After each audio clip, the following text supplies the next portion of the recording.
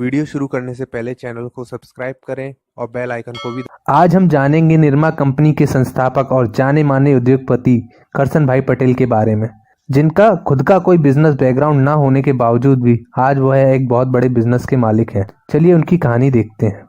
करसन भाई का जन्म 1945 में गुजरात के महसाना के रूपपुर गांव में एक किसान परिवार में हुआ था। करसन भाई ने 21 साल की उम्र में बीएससी केमिस्ट्री की पढ़ाई की थी। उन्होंने अपने करियर की शुरुआत अहमदाबाद के एक कॉटन मिल में लैब टेक्नीशियन के रूप में शुरू की थी। करसन भाई की केमिस्ट्री में अच्छी पकड़ होने के कारण उन्हें 1969 में स्टेट गवर्नमेंट के जियोलॉजी एंड माइनिंग डिपार्टमेंट से जॉब ऑफर आया और उन्होंने उसमें ज्वाइनिंग ले ली। लेकिन उनके मन में जीवन में कुछ बड़ा हासिल करने की इच्छा थी, इसीलिए उन्होंने अपने घर के एक छोटे से रूम में खुद के हाथों से वॉशिंग पाउडर बनाना शुरू किया।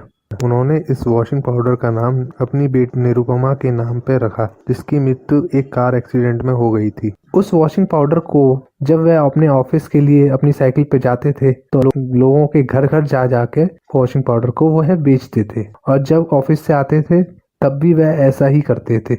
इस प्रकार उन्होंने लगभग 3 साल अपना वॉशिंग पाउडर इसी प्रकार बेचा।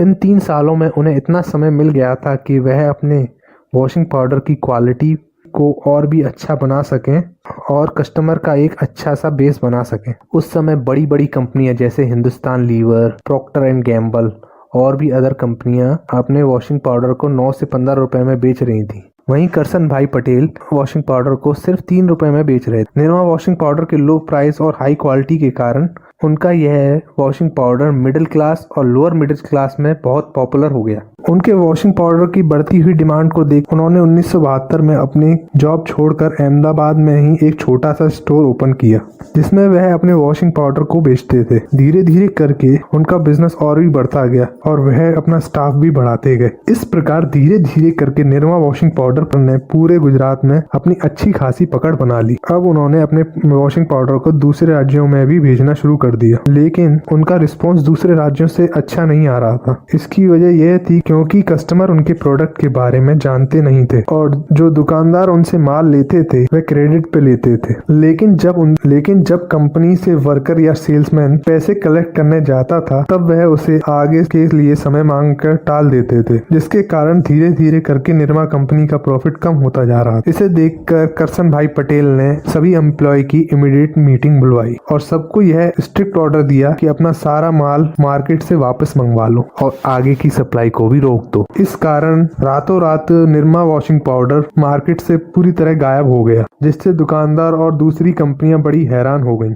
लेकिन करसन भाई पटेल के दिमाग में कुछ अलग ही बात चल रही थी। उस समय भारत में तेजी से बदलाव होते जा रहे थे। इस कारण ज्यादातर लोगों के यहाँ पे कम से कम एक ब्लैक एंड व्हाइट टीवी तो थी ही। तो जब कंपनी का सारा माल वापस आ गया उसके बाद उन्होंने दूरदर्शन, जो कि उस समय का सबसे प्रचलित चैनल था, उस पर लगातार 1-2 महीने अपने वॉशिंग पाउडर के ऐड चलवाए। इस ऐड के बोलों ने लोगों के दिल में घर कर लिया। अब हर एक कस्टमर को निरमा ही चाहिए था। लोग रोज मार्केट जाते तो निरमा ही मांगते, लेकिन निरमा कहीं मिलता ही नहीं। इससे दुकानदार भी बहुत परेशान हो गए क्योंकि निरमा की डिमांड बहुत बढ़ गई थी, लेकिन निरमा की सप्लाई तो आ ही नहीं रही। निरमा की डिमांड को देखते हुए करसन भाई पटेल ने एक बार फिर से एम्प्लॉयज की मीटिंग बुलवाई और सप्लाई को दोबारा शुरू करने की नई टर्म और कंडीशन बताए कि निरमा कंपनी अब से क्रेडिट पर माल नहीं देगी। इस एक डिसीजन से उन्होंने अपने ब्रांड की वैल्यू और कंपनी की वैल्यू कई गुना बढ़ा ली। इस प्रकार निरमा एक बहुत बड़ी कंपनी बन गई। आज के समय में निरमा ग्रुप लगभग 14,000 से ज्यादा लोगों को जॉब प्रोवाइड करती है।